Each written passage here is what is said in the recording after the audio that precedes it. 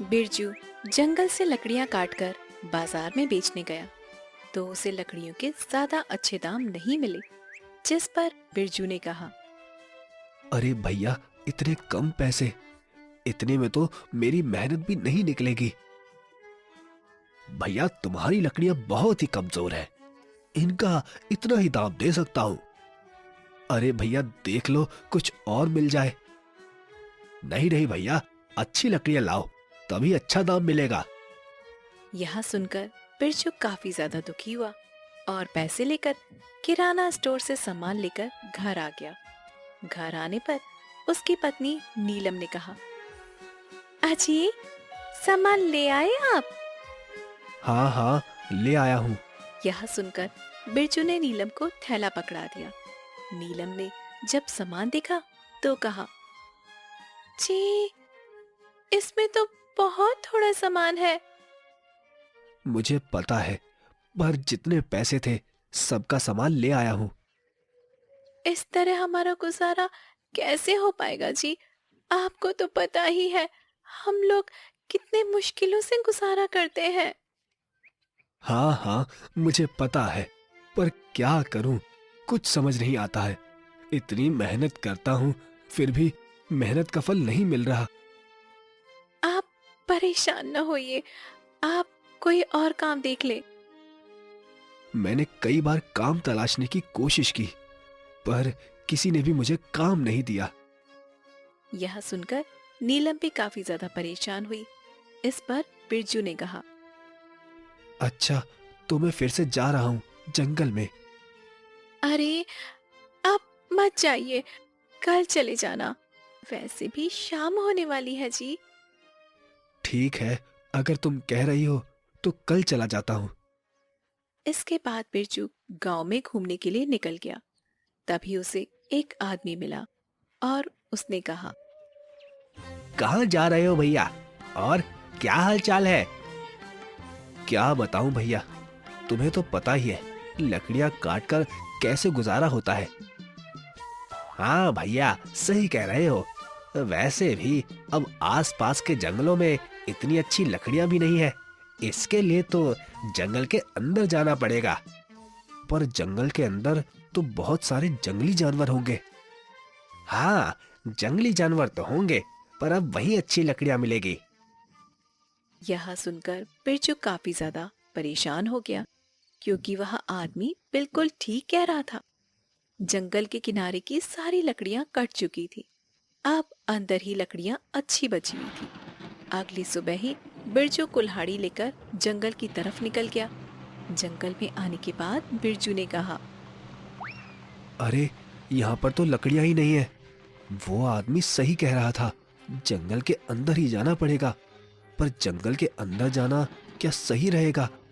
क्योंकि वहां पर तो बहुत सारे जंगली जानवर होंगे जो काफी खतरनाक होंगे। बिरजू जंगल के बाहर ही खड़ा सोचता रहा और फिर उसने कहा, अगर जंगल के अंदर नहीं गया तो आज मैं अपने घर पैसे नहीं ले जा पाऊंगा, और वैसे भी अगर पैसे नहीं होंगे तो फिर गुजारा कैसे होगा? यही सोचकर बिरजू जंगल के अंदर चला गया। थोड़े अंदर जाने के बाद उसने इधर उधर पेड़ देखे, पर उसे कोई भी अच्छा पेड़ दिखाई नहीं दिया। अरे, यहाँ पर भी कोई मजबूत पेड़ दिखाई नहीं दे रहा है जिससे मैं लकड़ियां काट कर ले जाऊं। लगता है और अंदर जाना पड़ेगा।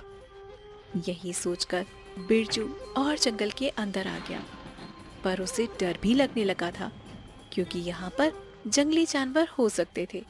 तभी उसे एक आवाज सुनाई दी, बचाओ, बचाओ, कोई तो मुझे बचाओ। आवाज को सुनकर बिरजू काफी ज्यादा हैरान हो गया।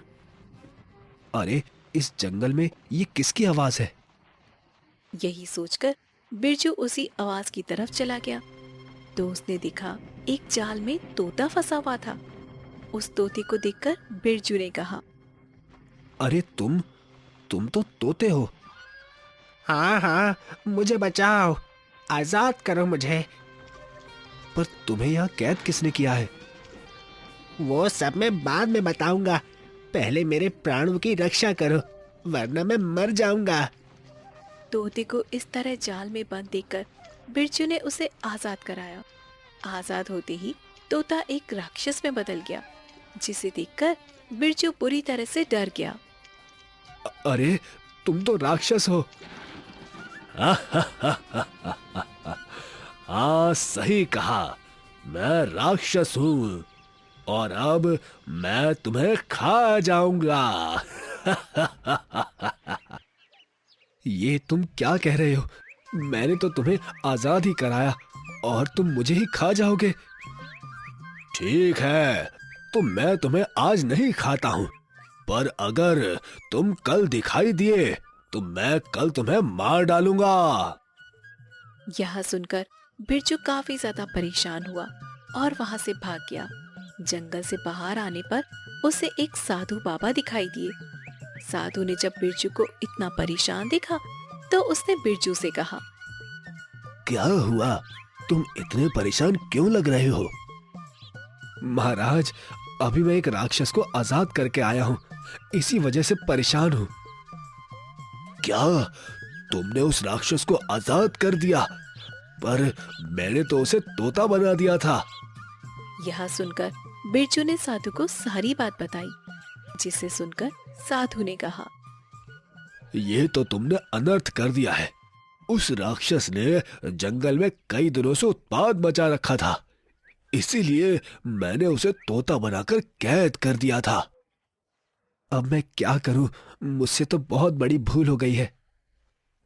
तुम चिंता मत करो, उसे दोबारा फिर से कैद किया जा सकता है। यह कहकर साधु ने उसे कुछ भभूति दी और उससे कहा, ये लो भभूति और उस राक्षस के ऊपर डाल देना, जिससे वो फिर से तोता बन जाएगा। यह सुनकर बिरजू काफी ज्यादा खुश हुआ और अपने घर आ गया। अगले दिन वह फिर से उसी जंगल में गया। राक्षस ने जब बिरजू को देखा तो बिरजू से कहा, तू आज फिर यहाँ?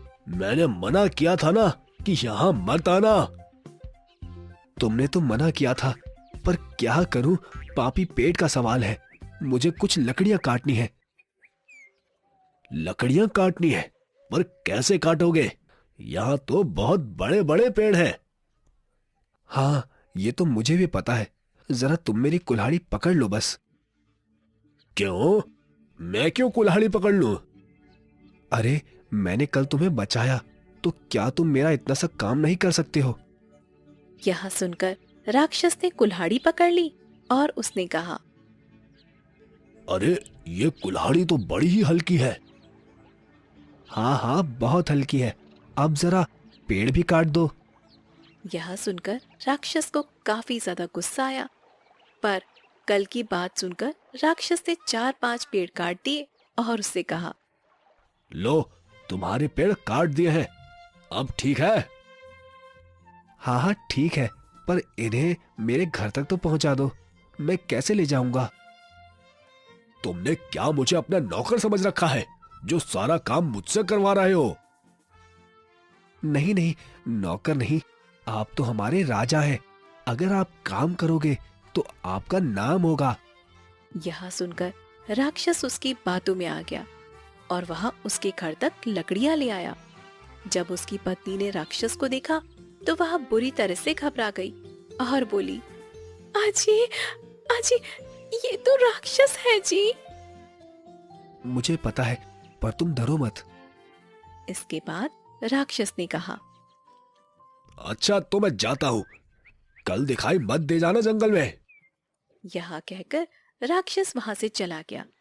राक्षस के जाने के बाद नीलम ने अपने पति बिरजू से कहा, जी, यह राक्षस कहाँ से आ गया और आप इसके साथ? जी, मुझे तो कुछ भी समझ में नहीं आ रहा है।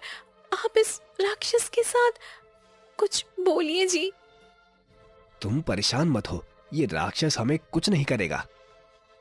ऐसे कैसे नहीं करेगा? राक्षस बहुत ही खतरनाक है। आपने देखा नहीं, वह कितना गुस्से वाला लग रहा था। हाँ हाँ, मुझे पता है, पर तुम परेशान मत हो, कुछ नहीं होगा। चलो, मैं लकड़ियों को काटकर बाजार में बेच देता हूँ। आज से हम लोग अमीर हो जाएंगे।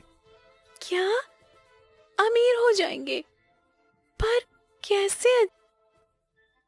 क्योंकि अब रोजाना यही राक्षस लकड़ियां काटकर लाया करेगा। राक्षस लकड़ियां काट कर लाएगा? मुझे तो यकीन ही नहीं हो रहा जी। ये सब क्या बहकी बहकी बातें कर रहे हैं आप? इसके बाद बिरजू ने लकड़ियां काटी और बाजार में बेच आया। आज उसे काफी अच्छे पैसे मिले, जिससे वह घर का सारा राशन ले आया, जिसे देखकर नीलम काफी ज्यादा खुश हुई। जी, आज पहली बार घर में इतना सारा राशन आया है। मैं बहुत खुश हूँ जी, बहुत खुश हूँ मैं। हाँ, पहली बार नहीं, अब तो आता ही रहेगा, तुम चिंता मत करो। अगली सुबह बिरजू फिर से जंगल में आ गया।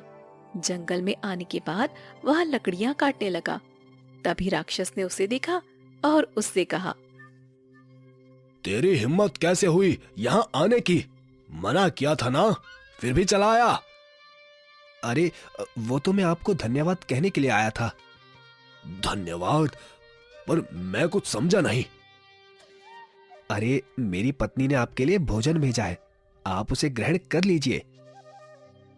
नहीं नहीं, मैं सिर्फ मांस खाता हूँ, ना कि ये खाना।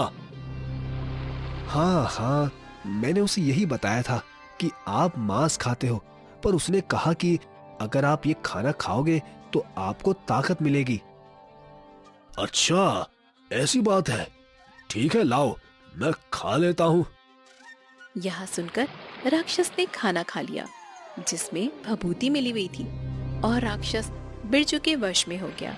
इसके बाद बिरजू ने कहा, चलो अब जल्दी जल्दी लकड़ियां काटकर मेरे घर पर ले चलो। यह सुनकर राक्षस जल्दी जल्दी लकड़ियां काटने लगा और घर पर ले आया। घर पर आने के बाद राक्षस ने लकड़ियां रखी। इस पर बिरजू ने कहा, अब तुम जाओ यहाँ से। इस पर राक्षस वहां से चला गया। धीरे धीरे बिरजू इसी तरह राक्षस से काम करवाता रहा, जिसे देखकर गांव वाले काफी ज्यादा हैरान हुए कि यह राक्षस बिरजू की बात कैसे मान रहा है, क्योंकि राक्षस तो बहुत ज्यादा खतरनाक था। आखिर चक्कर क्या है? और एक आदमी ने बिरजू से कहा, अरे भाई, ये मैं क्या देख रहा हूँ? तुम्हारे साथ ये राक्षस, और वो भी तुम्हारी सारी बात मान रहा है। आखिर ये तुमने कैसे किया? यही तो कमाल है मेरा। पर बचे रहना, राक्षस बहुत ही खतरनाक होते हैं। हाँ हाँ, मुझे पता है, पर ये मेरा कुछ नहीं बिगाड़ सकता। मुझे इसकी कमजोरी पता है। अच्छा, तो इसीलिए ये तुम्हारे हर काम कर देता है। हाँ और क्या, वरना तो ये मुझे कच्चा चबा जाए। वैसे अगर तुम्हें कुछ काम करवाना हो तो बता देना, तुम्हारा भी काम करवा दूंगा। नहीं नहीं भैया, मैं तो सारे काम खुद ही कर लेता हूँ। पता लगे काम के चक्कर में राक्षस मुझे ही चबा जाए।